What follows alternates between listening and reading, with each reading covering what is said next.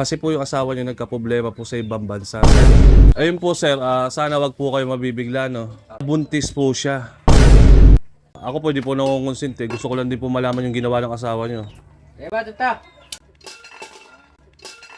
Parang dati tayo pa, wala na ngayon.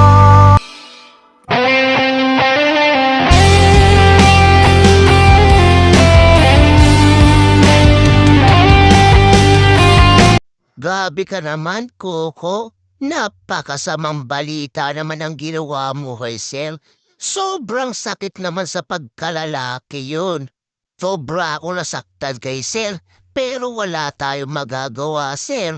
Kaya samahan niyo ako hanggang dulo. Let's go! Tao po. Sino Ah. sila? Sir, Coco nga po pala. Sir, good morning po. Coco. Opo, sa Anong meron, sir? bali ako po si Engineer Coco, sir. Sir, bali may babalita lang po ako sa inyong masama sa asawa niyo. Medyo masama po, sir. Anong masama, sir? Ang dami nang nasirang buhay dahil dun. Kausap ko lang siya kagabi, ah. Kausap niyo na po ba kagabi? Bakit mo ko iniwan? Kasi po yung asawa niyo nagkaproblema po sa ibang bansa, sir. Sana wag po kayo mabibigla. Tao naman po ako pumunta rito. Dali, sir. Kakagising ko lang. Kagigising niyo lang po ba? Dali, inom lang ako, sir, para ano. Ayun nga po. Hmm. Bali sir, ako po, hindi po ako nangungonsinti po, no? Okay. Ayun po sir, sana wag po kayo mabibigla, no? Okay. Kasi po, ako po kasi yung pinsan ng kasama niya sa trabaho. Sa ibang bansa po. Ngayon po sir, nabuntis po siya.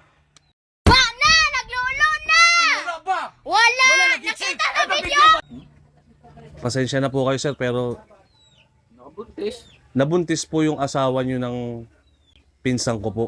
Pinsan.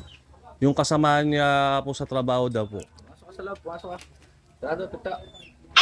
Ayun po sir. Bakit paano mabubuntis yun? Hindi ko po alam sa ginagawa ng asawa niyo kasi sinabi lang po ng pinsan ko na ano nga daw. Putang inang yun, ah. Putang inang yun, ah. Huwag mo kong gawing tanga! Hindi nga, totoo. Opo sir. Ba, tata? Parang dati tayo pa, wala na ngayon.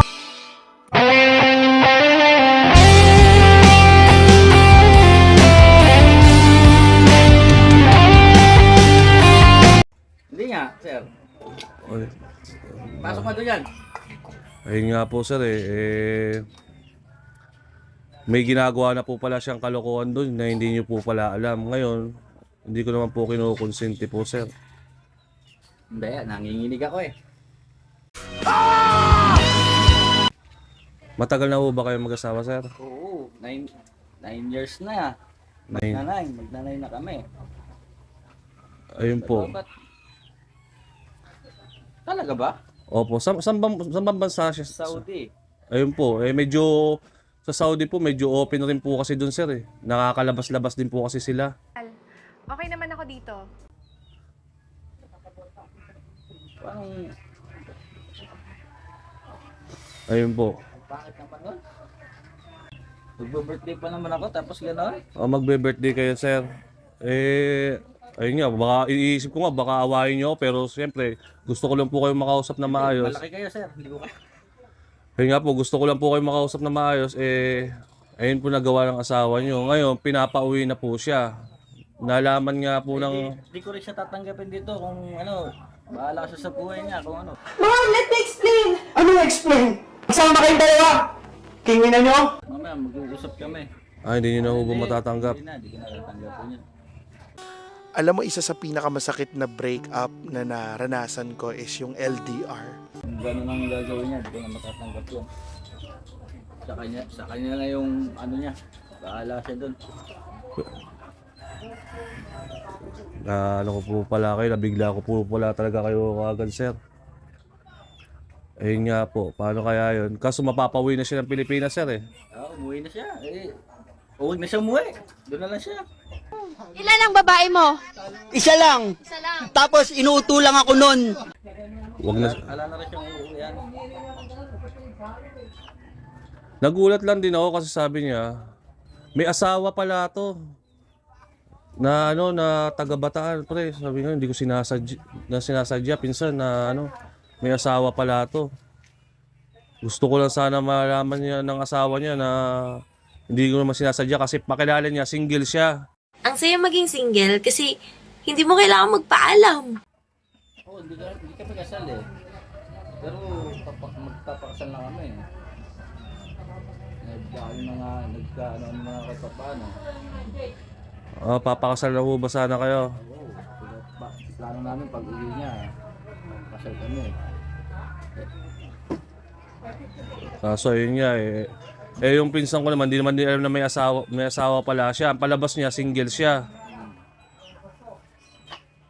Single talaga siya. So ayun, uuwi ulit doon siya sa Pilipinas, mga after 1 week. Huwag na siyang umuwi. Huwag na siya umuwi. Hindi na. Hindi na rin. Ayun po sir, paano po kaya yun? Ayaw rin po panagutan ng pinsan ko kasi Sabihin mo sa pinsan mo, huwag na ka mo siya pauwiin para hindi na ano, para tapos na. Huwag na siya pauwiin. Doon na lang siya, magsama na lang sila. grabe naman pala yung ginawa sa'yo sir. Doon na lang. Nagpapakahirap ako dito, tapos gano'n lang, tataratanduin lang ako. Birthday niyo po ba ngayon sir? Sa 24 pa. Sa 24 pa. 24 pa birthday ko para... Tapos ganun po ginawa sa inyo ng asawa niya. Plano ko nga, kumain kami sa labas. Oo. Tapos ganun lang. Ayun, kaya nga natatakot din ako sabihin sa inyo sir kasi iba tong ginawa sa inyo eh. Lahat ng gusto mo, binigay ko, nagpakahirap ako. Siyempre, ramdam ko din po. Tapos nautusan lang din ako ng pinsan ko na, ayun nga, Saan ba yung pinsan mo na yun? Tiga saan? taga Manila pa. Eh ako, taga Bataan ako. Sabi, pa-confirm mo nga to kung asawa niya nga talaga to. Kasi may nakita siya sa Facebook, nag-uusap kayo. Ayun, tapos sabi niya, asawa pala niya yun.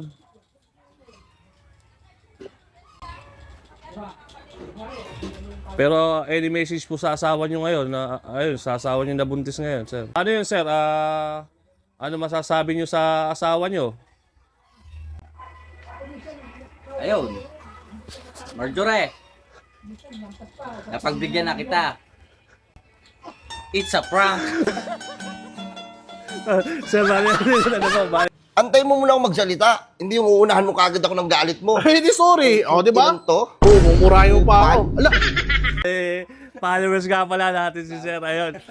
Followers nga pala natin si sir. Sabi ko na nga ba eh, alam ko na, nararamdaman ko na nung nakarang ko pa nararamdaman niya. So, ayun, napagbigyan natin sir. Tara, pre, pasok mo na. Ikaw pa yung ano, na ipaprank na sir. Ay, bali, bigay natin yung, ano, yung peace offering ng asawa mo. Ayan, bigay natin. Ayan. Advance birthday mo daw, sir. Baka pumunta ka doon sa Manukan eh. Magtatrabaho na ako Ayan. eh. Ito, kilala rin pala tayo ni ate. Oo. Followers mo kami. Dahil kasi nung nakaraan, dito sa kabila, nandun ka. Oo. Napadaan ako noon. Oo. Sabi, kilala ko to. Oo, delikado. Yung sapatos, sir. Check mo na. Kung kasi sa'yo, size 42 daw yun, sir eh. At naging successful nga pala yung naging prank natin. Pero ang pinangat natin is yung nagpadala. Pasensya ka na, madam. Nagkasagwatan kami ni Sir. At ang gusto namin mangyari, ikaw ang i-prank. At yung peace offering mo, madam, ibinigay ko na. And Sir, maraming salamat po sa kooperasyon mo. Happy birthday. Baka magpakape ka pa ngayon yan. Marami na naman mga galit sa akin kasi hindi tinapos ang video. Pero nakita niyo naman, kami ang nag-prank sa nagpa-prank. Kaya sa mga gusto magpa-deliver dyan, ano pa inaantay nyo? Mag-book na agad sa Bataan Trusted Delivery sa Facebook. At wag na wag kakalimutan manghingi ng kape bago umalis. Surprise pero kaso bistado eh. Bistado. Oo. Bali, siya yung pinarank mo ngayon. Bistado eh. Sabi ko nang huwag ka akong ganyan dahil literal kilala ko kung sinong bibigyan niya eh. So, ayun na, mas pinagbigyan mo pa siya, pinagbigyan mo siya. Pinagbigyan ko lang siya. Ayan. Hindi na prank ka ngayon. Mahusay yung acting si Sir Carlos Lolo. Siya yung nagano. Pero sir, happy birthday po. Salamat po sa pag-follow sa panonood. Salamat. Baka pwede naman makikape, sir. Ayun. Makikape na lang tayo. Tara, makikape na lang tayo. Ayun. Kung alam mo lang naman